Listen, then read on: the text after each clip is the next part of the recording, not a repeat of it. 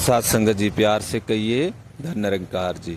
सात संगत जी, मंगल मूर्ति जो सत्संगत अभी ये जो इन दिनों मनाया गया ये पर्व श्री गणेश जी का उस रूप में कि जिसे सारा संसार मना रहा कि वो कुछ दिनों के लिए वो प्रभु की मस्ती में उस रूप में इस पर्व को मना रहे हैं।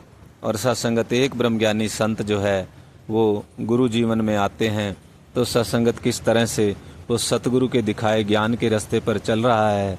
तो सत्संगत आप सभी हम सभी बड़े भागों वाले हैं कि इस रमे राम को, इस प्रभु को, इस परमात्मा को इस रूप में प्राप्त किया। जीवन से सभी भ्रम लेखे दूर हो गए और ये मंगल मूर्ति हमारे हिस्से में, ये मंगल करने वाला निरंकार सकार सतगुरु मंगल मूर्ति जिसे संज्ञा दी जाती है, श्री गणेश को विघ्नहर्ता की संज्ञा दी जाती है। तो ये सारे सत्संगत इस निराकार प्रभु के ही वो कुछ समय के लिए लिए गए वो रूप कि आज जिसको गणेश जी का रूप गणेश चतुर्थी के रूप में मनाया जाता है, इस दिन जन्म हुआ था। तो सत्संगत वो प्रभु परमात्मा कुछ समय के लिए वो शरीरों में आए और सत्संगत आकर के उन्होंने वो संदेश मानव मात्र को दिया, वो सच का संदेश उस रूप में भी और इस रूप में भी। तो सत्संगत वो तो कुछ समय के लिए लिया गया और ये सदा रहने वाला नित्य अजन्मा अविनाशी निरंकार प्रभु परमात्मा, इससे सत्संगत सतगुरु ने जोड़ दिया कि ये आप हमेशा, ये बदलने वाला नहीं है, ये परिवर्तित नहीं हो रहा, ये जन्म नहीं लेता, ये जन्म मरण से दूर है।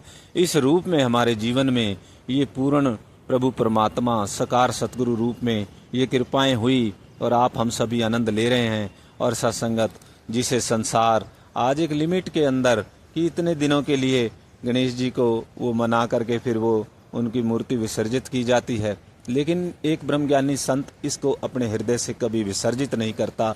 ये प्रभु परमात्मा ऐसा सतगुरु की कृपा से हमारे हृदय में आके बैठा कि ये अब सदा रहने वाला है, ये कभी नहीं जाने वाला। और सत्संगत फिर प्रभु परमात्मा जो सत्संगत इस रूप में कि वो सत्संगत एक गुरसिख जो है इस अवस्था में प्रभु की भक्ति करते हुए अंत में जा करके इसके अंदर ही सत्संगत मुक्ति धाम को प्राप्त होते हुए स्वयं निराकार प्रभु परमात्मा का ही रूप बन जाता है। ऐसी पूर्ण सतगुरु की कृपा जब जीवन में होती है, जिसने सत्संगत इन जो समय से परे है, जो समय में नहीं बंधता, इस रूप में ये ब्रह्मज्ञानी संत इसका आनंद लेता है, वो खुशी मनाता है, सदा नित्य एक जैसी ये खुशी रहने वाली। और सत्संगत ये जो आज संसार में मना रहे हैं, ये एक समय के हिसाब से कभी कृष्ण जी के रूप में, कभी गणेश जी के रूप में, या फिर और भी जितने अवतार हुए, लेकिन एक ब्रह्मज्ञानी संत वो सदा एक इस रमे राम से जुड़ा हुआ, इस निराकार प्रभु परमात्मा से। तो आप सत्संगत शुक्राना करें सतगुरु का इस रूप में कृपा हुई जो पक्का ये रिश्ता जोड़ दिया, जो बदलने वाला नहीं। तो आप सत्संगत गुरु वचनों के ऊपर ध्यान दें कि जैसा सतगुरु कह रहे हैं कि अब आपने अपनी मैं से परे होकर सदा इस आनंद के साथ जुड़ना है। और सत्संगत सेवा, सत्संग, सिमरन, ये गहने गुरसिख के हिस्से में आए, इनको धारण करना है, आनंद लेना है। और सत्संगत गुरु चरणों में हम सब की ये आनंद लेते हुए ऐसे ही तोड़ निभ जाए, जो गुरु के वचन आए मानते चले जाएं। वो चाहे सेवा का अवसर उस रूप में, समागम के रूप में, या सत्संग का रूप में, या सिमरन के रूप में, जैसे जैसे ये आनंद हैं हमारे हिस्से में, वो ब्रह्मज्ञानी संत उसको आनंद को ले रहे हैं। तो ऐसे ही सत्संगत गुरु का वचन एक गुरुसिख के लिए सर्वोपरि होता है। वो सदा गुरु वचनों के ऊपर एज इट इज समर्पित हो जाता है और फिर वो प्रैक्टिकल रूप में भी देखता है कि कैसे वो समर्पित, वो समर्पण मेरे ही सुख के लिए था, मेरी ही खुशी के लिए था। आज इस खुशी को, इस सुख को जो संसार ढूंढ रहा है, पूर्ण मुर्शद ने सदा सदा के लिए मेरे जीवन के अंदर इसको स्थिर कर दिया। सदा रहने वाला सुख, कभी ना जाने वाला सुख। तो ऐसा ब्रह्मज्ञानी संत की ये अवस्था सत्संगत, आओ हम सभी मिलकर शुक्र अदा करें इस निराकार प्रभु परमात्मा सकार सतगुरु का।